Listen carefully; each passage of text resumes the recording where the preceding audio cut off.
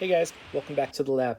I just posted a video on progress with some of my coleus that I have growing in lava rock, doing really well. So I figured, let me show you guys some other plants that I'm also growing in lava, and they are doing extremely well. Because not everybody grows coleus, but I have a bunch of different indoor plants and some outdoor plants as well that I'm going to show you. So you can see that anything is possible. First up, we have sweet potato vine.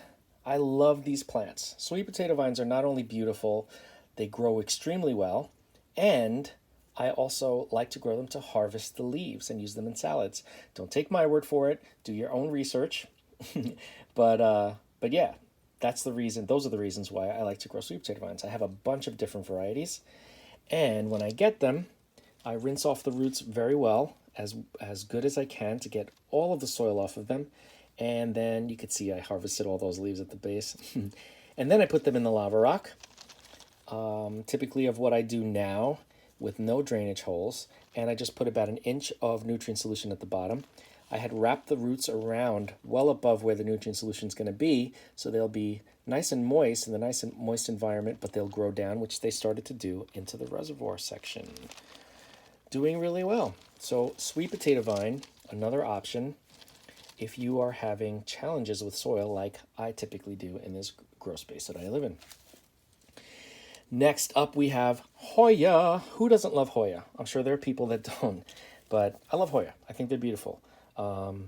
Still aiming to get these guys to bloom, but as far as growth, they're doing extremely well in the lava rock. I have some new vining going on, new growth, and let's take a look at the roots. Now, this was early on when I had not first started, but I was trying out having a separate reservoir on the bottom with a slit cut in the corner of the inner cup.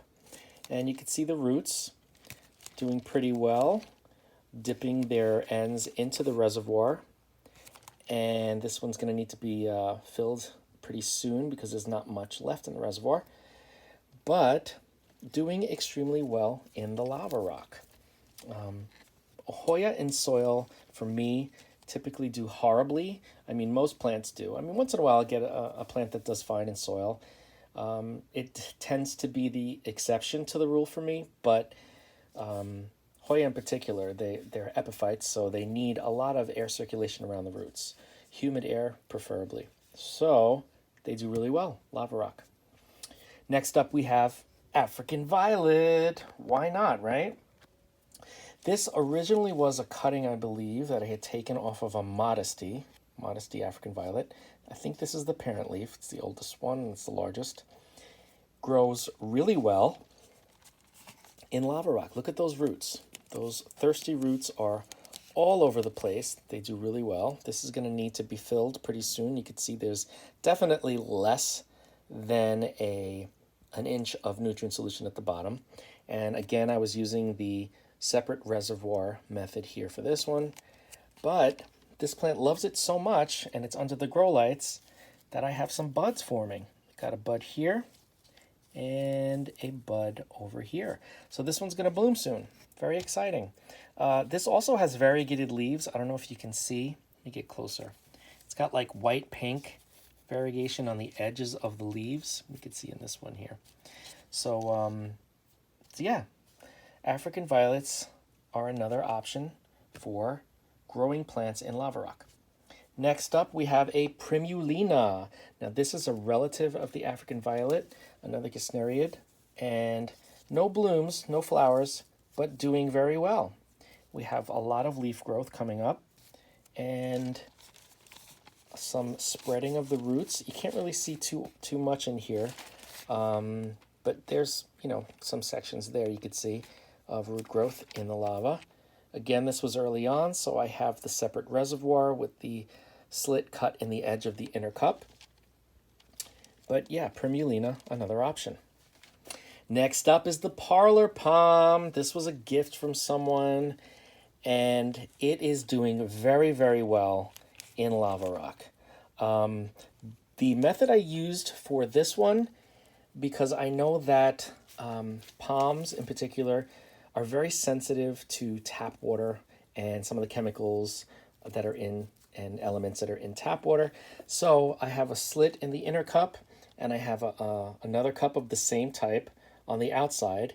This way I can flush this regularly under the tap or under some distilled water, whatever I have available to me, to clean out any salt buildup that tends to accumulate on the lava rock or in the cup in general. So because of that, this plant has been doing really well. I don't have really many burn tips at all on the leaves, and it is thriving and a lot of new fronds coming out. You can see here. It's doing very well in lava rock. So another option is palms in lava rock.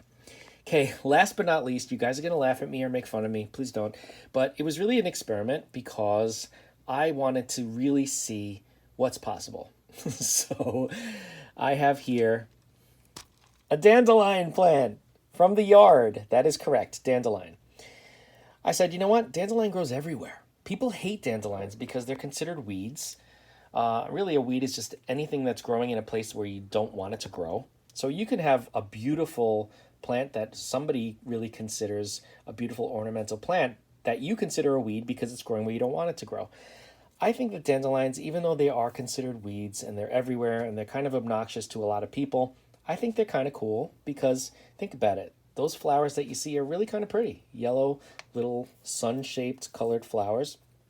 The leaves are edible and they're very, very nutritious. One of the most nutritious plants that you can find regularly around so commonly. So I said, let me give this a shot in lava rock, okay? And as you can see, no surprise because they kind of grow out of sidewalks. But this one is growing very well. Got some new leaves coming out. Now I have this one in a wicking situation here where I have a yarn wick that goes into the bottom of the inner cup. And as you can see, the roots found their way through the wick into the reservoir.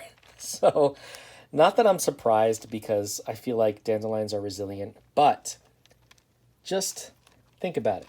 The possibilities. What is like a dandelion that you like, that you enjoy, that you want to grow? Can you grow it in lava rock? Most likely, yes. Okay?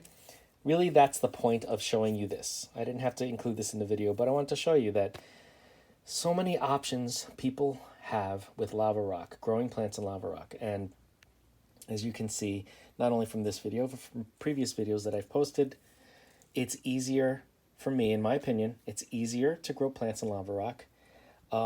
It's easy to really get the most out of your plants in lava rock because you can control the environment that they're growing in. And you don't have to worry about fungus gnats. You don't have to worry about root rot. If you do it correctly, the plants, it's like, it makes it so much easier to grow your plants, especially when you have 300, 400 plants like I do. It just really helps.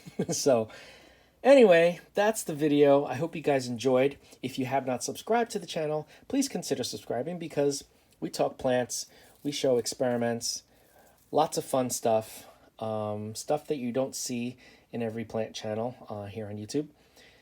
So yeah, share with your friends. If you like, give a thumbs up. Hit the bell if you want to be notified. And I will see you in the next video.